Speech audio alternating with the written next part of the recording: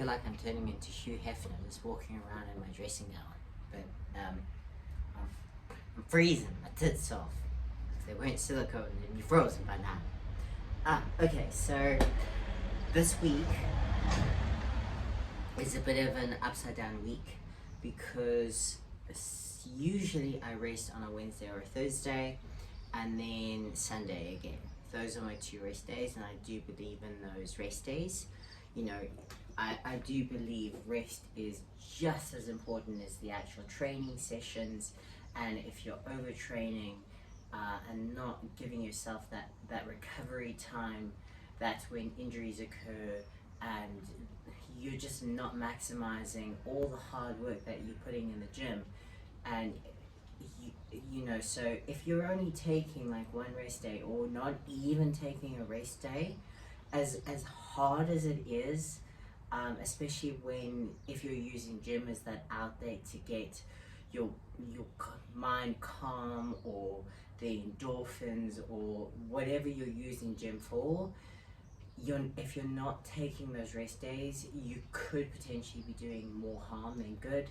And I know I'm guilty, because when I started bodybuilding, it became a very, very big outlet for me, and essentially was the only time that I had for me, because I was in quite a toxic and abusive relationship at the time. And when I discovered bodybuilding, it became my world, because it was the only time that I had to myself. And so it did become a very, very pivotal point in my life when I discovered fitness. But as I mentioned previously, rest is so important. And I'm not getting that rest day during the week, so I'm having to train Monday to Friday this week, which isn't ideal, because I can already feel my body's like, oh, I need rest, I need to recover. You know, I don't know how training is gonna go today, but I'm gonna push through, because we're traveling to London over the weekend, so no training is possible, which isn't ideal, but you know, it means 2 days rest, Saturday and Sunday, and then I'll be back to training on Monday as per usual.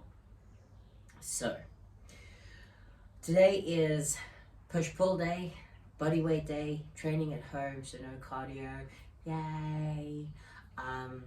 But I wanted to mention how I write out my training. So obviously I write out all my numbers every single day, where I'm training, how I'm feeling, and I do feel like a journal is important for monitoring where you're at, you know, strength, mindset, sleep, make any notes of injuries, etc., etc., and then I can obviously peruse my actual day-to-day. But at the beginning of each cycle, strength cycle that I do, or cardio cycle, whenever I set a new goal for myself, I'll tabulate everything, okay? So I'll put down all my main lifts. I may just take a photo of the graph of this.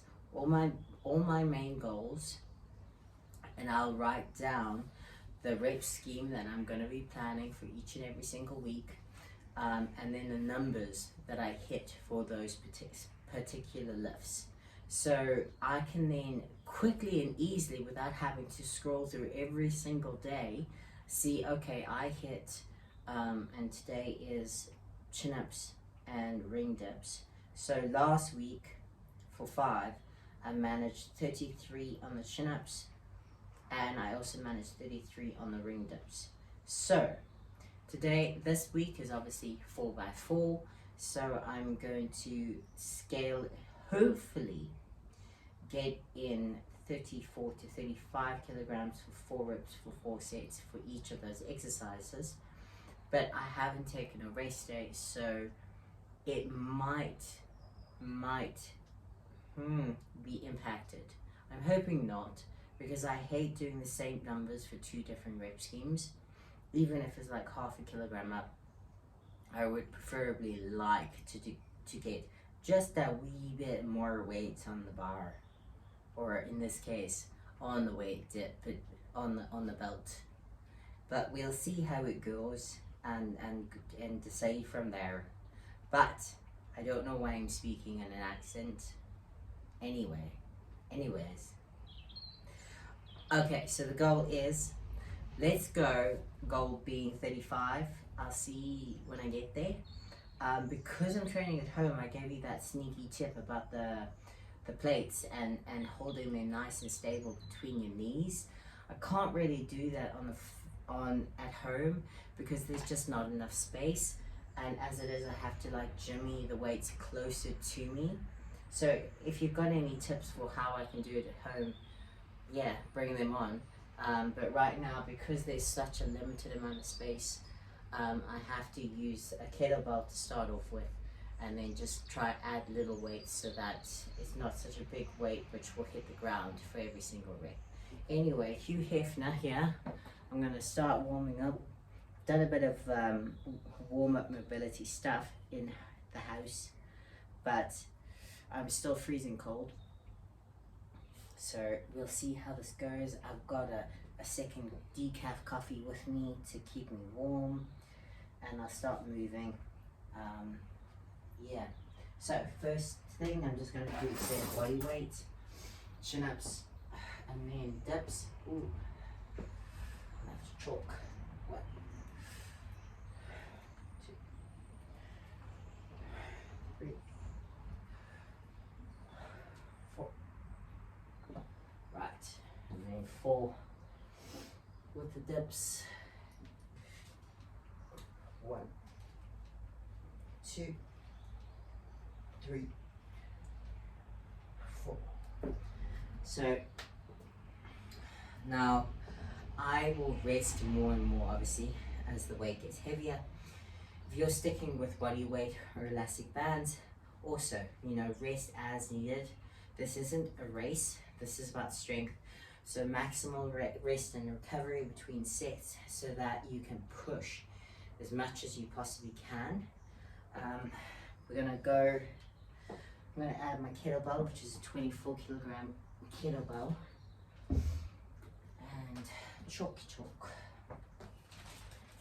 So, key notes, whether you're doing body weight or an elastic band or adding a little bit of weight, no matter where you are in terms of your strength, the goal is maximum range of motion.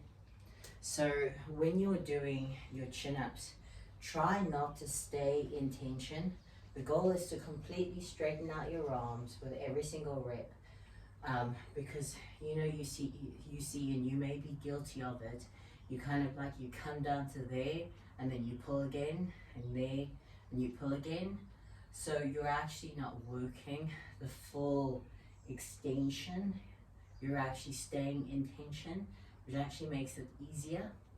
If you completely lock out with every single rep and then have to start with a straight arm and pull through, you'll find the last little bit is actually the hardest, whether you're doing chin-ups or pull-ups.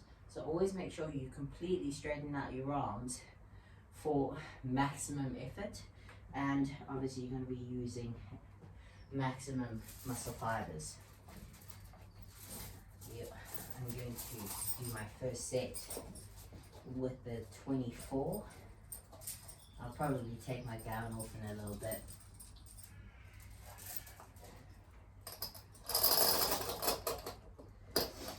Okay.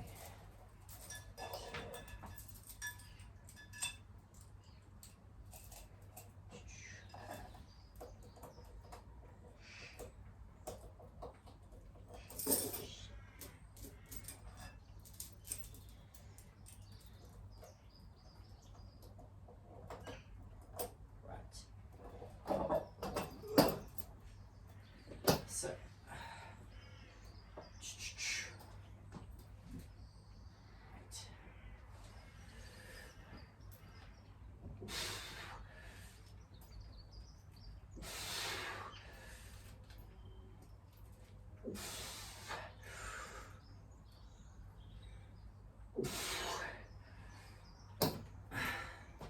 not too bad, but the gallon's getting in my way. Boo. Right, so I'll rest a little bit, a couple minutes. Well, no, a couple minutes, I lie.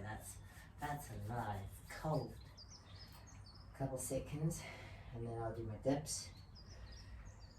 And then we'll go up a bit. Okay.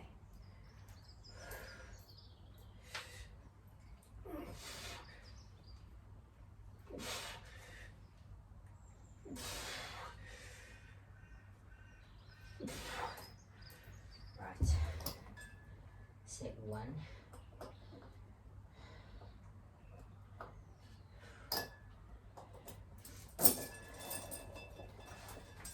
So I mean, it didn't feel too bad, but I don't know how 10 kilograms more. 10 kilograms more would be 34. Good grief. Okay, let's go for 34. Because that would be my working weight. So I'm using the baby weights. Stack them up. Alright, that's 10 kilograms. Let's see how it goes. So one thing that I have never mentioned is the fourth rep. So the fourth rep can be, or your fifth rep, depending on what's week you're on, can be the iffy one. So if it's like 90% there, you know, on your pull-ups, then go for it. Obviously, if you're doing bench or something like that, and you've got a spotter, you can go for that failure point on that last rep. But obviously, you need to do it safely and effectively. So don't do it if it is something like bench where you don't have a spotter. I don't want you failing unless you've got racks up, you know, so that you can fail safely. So the fourth rep can be meeting failure and can look a bit ugly and a bit iffy, but it mustn't be so fucking iffy that you can barely do it, or you can't get it up at all with the deadlift. Okay, that is not effective.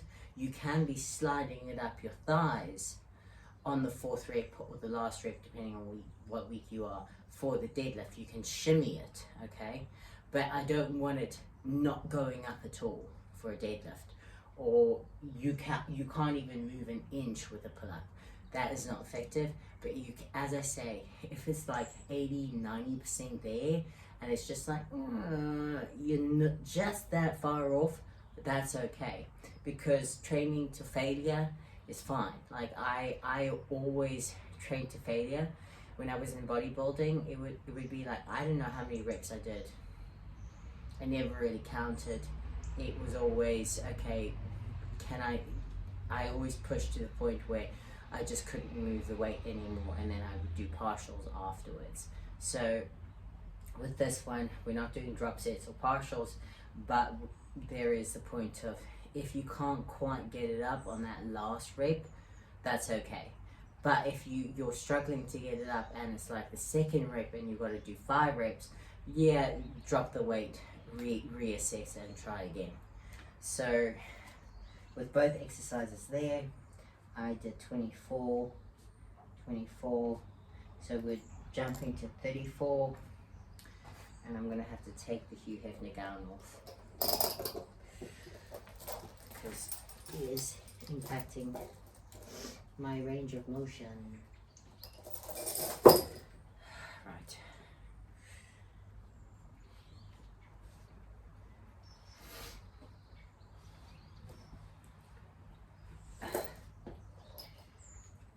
Okay. Set 2. Oh, I feel so free now without the gown on. Let's see if we can get through all of these plates. Okay.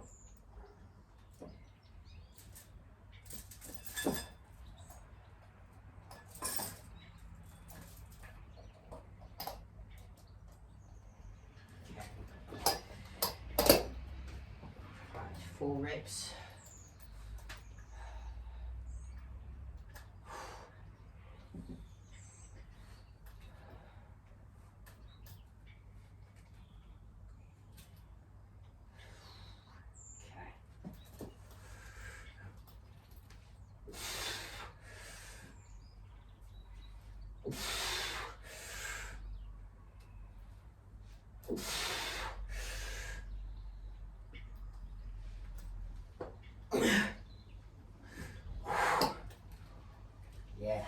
on the edge.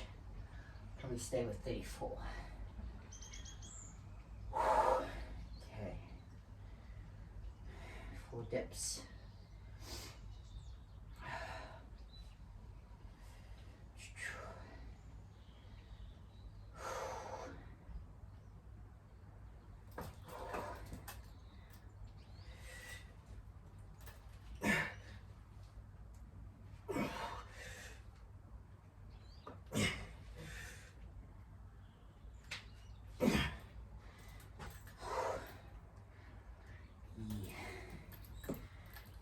Keep the belt on. Yeah. Okay. So there it was 34. I think I'll just stay at 34. So 34 times 4, first set done. Both exercises. So I've got 3 sets left of this, and then I'm going to do some gymnastics after this, but not much. I'll probably not film it because this video is probably going to be quite long as it is. So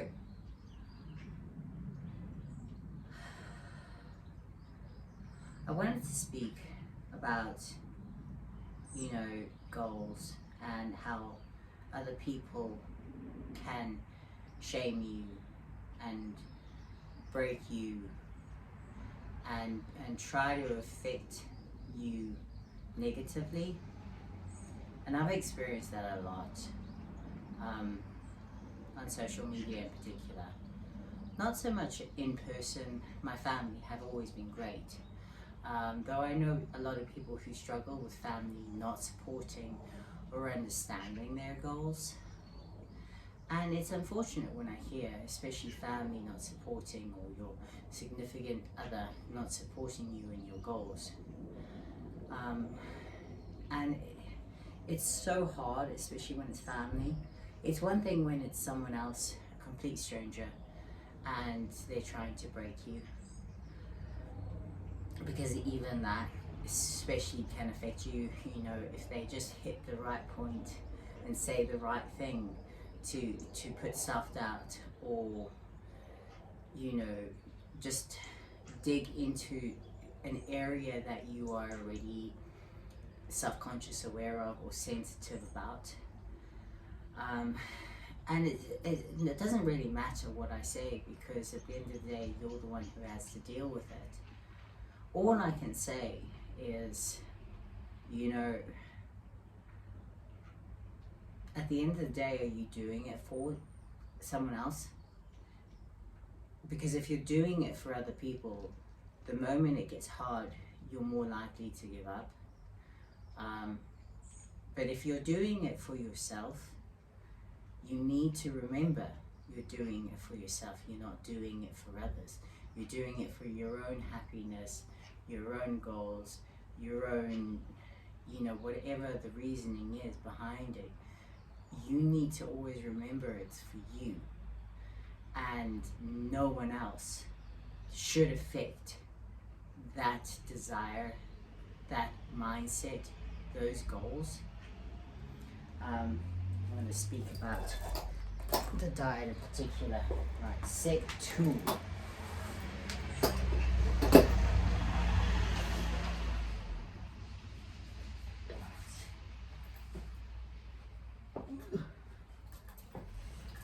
Set 2. 4 reps. Come on, got this.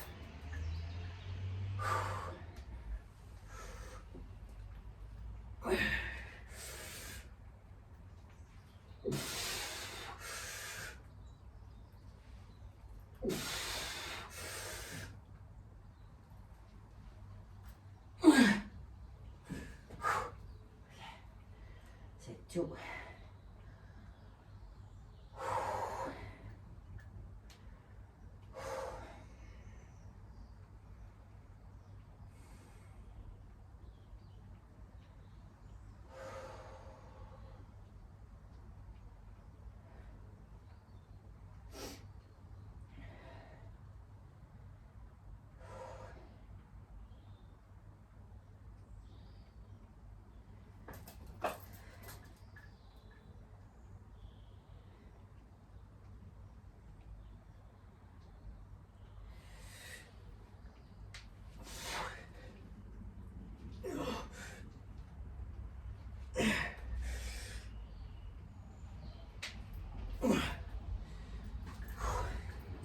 2.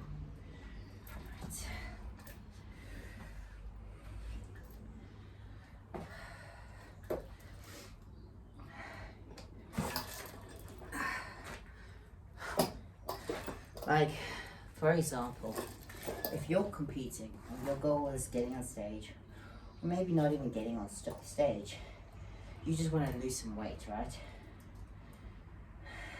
And you're in a relationship, or you're still at home. Everyone around you can support you verbally, or not even support you verbally, but you cannot expect everyone around you to cater for the fact that you're dieting, right? So if you are getting on stage but your husband isn't, you cannot expect him to eat the same food as you.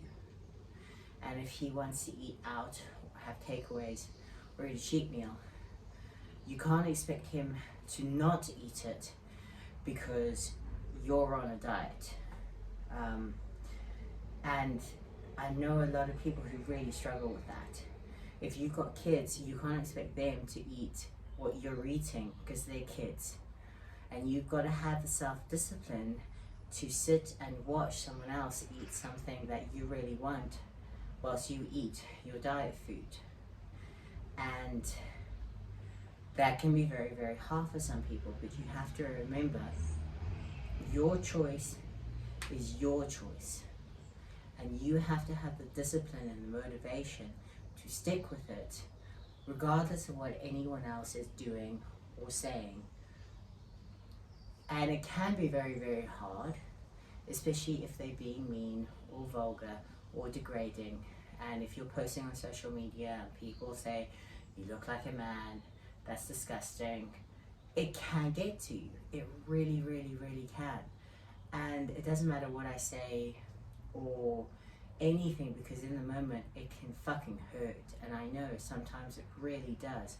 If you catch me after a long week and you say something negative and I'm already upset or emotional or a little bit sensitive, man, it fucking digs. You know, when people say, oh, you look like a man, you know, sometimes it doesn't affect me, and sometimes I'm like, yeah, I know I don't look like a man. To me, I'm still very feminine. But wow, like, seriously, do you always have to say that? Do you always have to say, oh, you look like a man? You know, these are my goals. I'm proud of my physique, and it took me a seriously long time to get to a point where I'm happy with the way I look.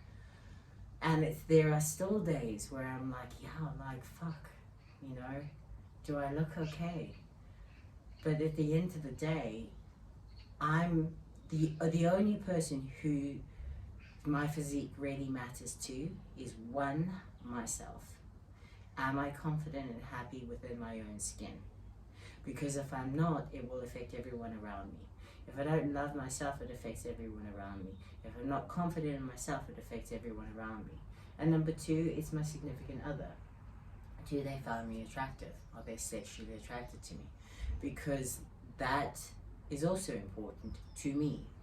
You know, like, I want my significant other to like the way I look. Anyone else, go fuck yourself. You know, like, I don't care. Do you like the way I look? No. Sweet. I don't care. You're not a part of my initial, you're not a part of my surroundings. You don't have to sleep with me. You don't have to touch me. You don't have to like me. So therefore, the way I look means absolutely nothing to you.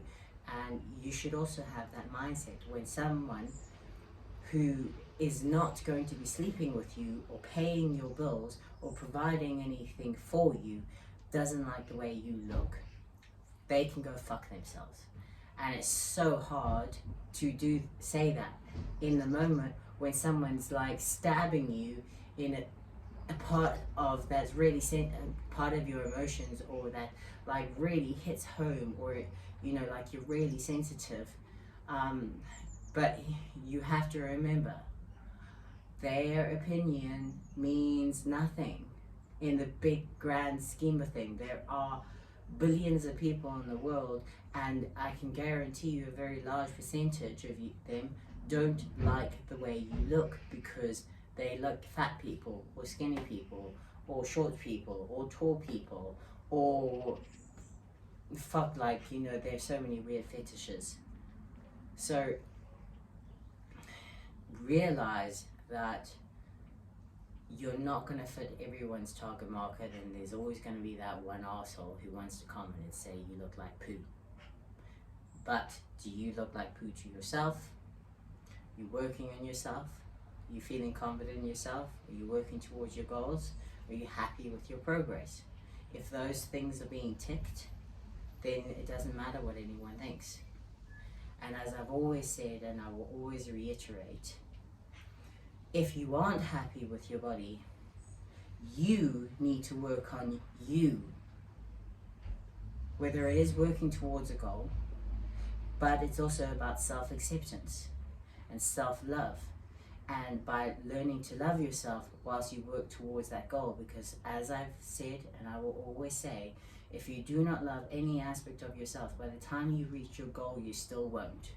You could have the perfect physique, the goal physique that you've always wanted, and if you've not learned to love yourself along the way, you never will.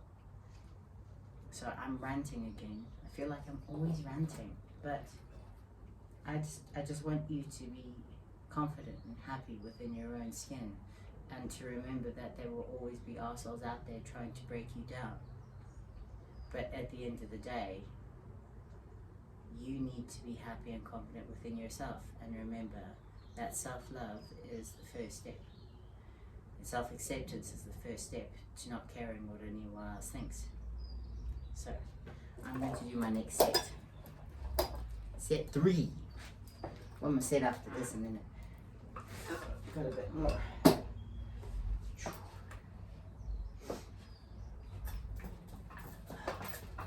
Waddle my way over. Set 3. Okay.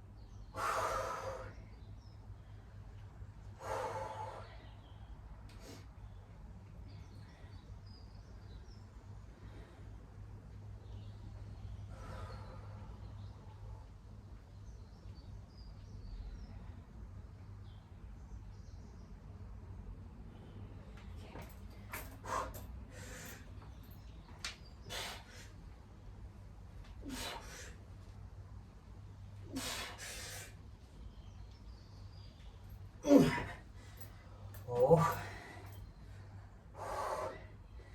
Okay. Got one set left.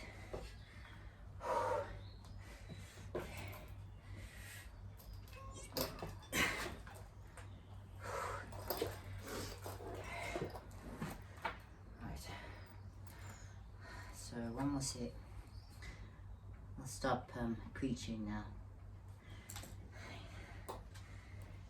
But find your happiness. Make sure you do. Because life can be really hard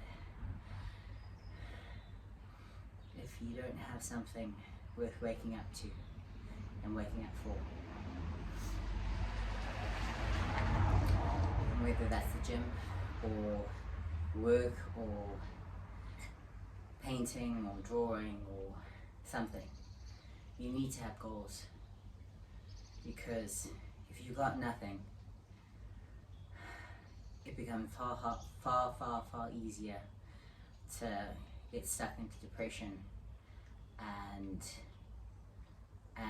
self-doubt yourself. And I think that's why, you know, no matter how small your goal is, make it something that you can achieve, you know. No matter how small it is, getting a certain amount of protein every single day, or getting to the gym or going for a run, or reading a part of a book. You know, have a goal. You need to have goals. You need to have something that gets you excited. Well, not necessarily excited. You know, there are plenty of days where I don't feel excited to go to the gym, but the motivation and the determination gets me there, and habits get me there. But the end result excites me, and the goal of getting there excites me. You know, have things that excite you. Have things that scare you. You know, have things that are out of your comfort zone. Live. Damn you, live! And I think that's enough for today. So, I'll do my last set, then I'll do a little bit of calisthenics, and yeah, let me know what else you'd like to see, if there's anything in particular. I hope you have an amazing day. Remember to figure out what you want in life. Find that self-confidence, that self-love, and always be positive, because life is too short to doubt yourself, and to love yourself, and to find what's good in life. Look at life through a positive mindset, because that will push you a lot further and get you a lot further. Have a lovely day.